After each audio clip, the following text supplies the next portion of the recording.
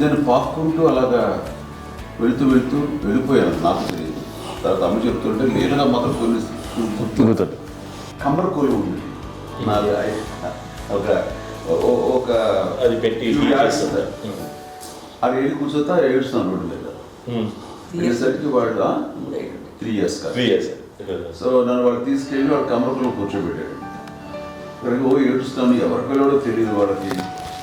So అది ఒక గంట పోయిన తర్వాత అమ్మ ఎత్తుకుంటూ వాడు వచ్చి వాడు చిన్నబిడ్డ అనిపిస్తారు మొత్తం ఎత్తుకు. అది వాడు చూసి ఈ అబ్బాయి అన్నారు. కాదు అనేసింది.